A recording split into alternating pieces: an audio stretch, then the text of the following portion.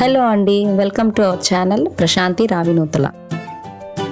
ఈరోజు మనం సింపుల్గా టేస్టీగా దోసకాయ పప్పు ఏ విధంగా తయారు చేసుకుందామో చూద్దాం రండి. ముందుగా కుక్కర్లో 1.5 కప్పుల కందిపప్పును వేసుకోవాలి. వేసుకున్న కందిపప్పును మంచినీళ్ళతో 2-3 సార్లు కడగండి.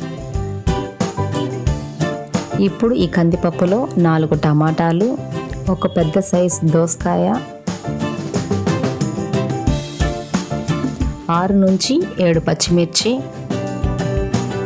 1.5 స్పూన్ల కారం వేసి ముక్కలు మునిగేంత వరకు నీళ్లు పోసి బాగా కలుపుకోవాలి. నీళ్లు మరి ఎక్కువగా కాకుండా మరి తక్కువగా కాకుండా ముక్కలు మునిగేంత వరకు నీళ్లు పోసుకుంటే సరిపోతుంది. ఇప్పుడు ఒక 5 విజిల్ వచ్చేంత వరకు వెయిట్ చేద్దాం. ఇక్కడ చూపిస్తున్న విధంగా చింతపండును తీసుకొని కడిగి నానబెట్టుకోవాలి. ఇప్పుడు తాలింపుకు అవసరమైనవి ఏంటో చూసేద్దాం రండి. ఫస్ట్ ఒక ఉల్లిపాయ, 2 ఎండుమిర్చి, ఒక 8 రెబ్బలు చిన్నులపాయలు దంచి పెట్టుకోవాలి. 2 స్పూన్ల తాలింపు గింజలు, 3 రెబ్బల కరివేపాకు, చిటికెడు ఇంగువ.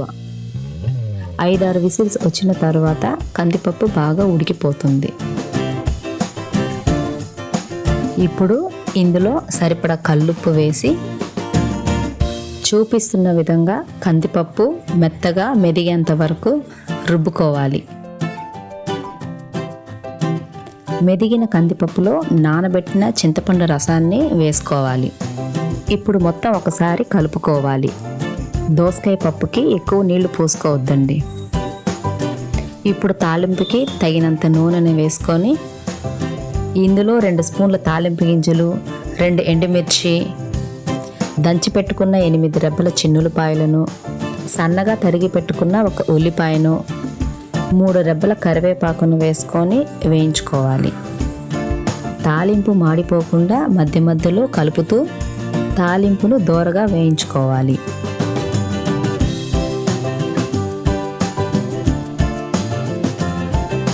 మీకు ఇష్టమైతే కొత్తిమీర వేసుకోండి, ఇది ఆప్షనల్.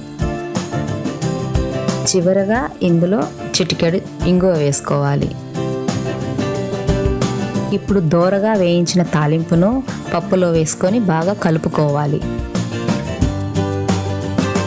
ఆఖరిగా 5 నిమిషాలు పప్పును ఉడికించి ఆఫ్ చేసేయాలి. అవసరమైతే ఇప్పుడు నెయ్యి కూడా వేసుకోవచ్చు.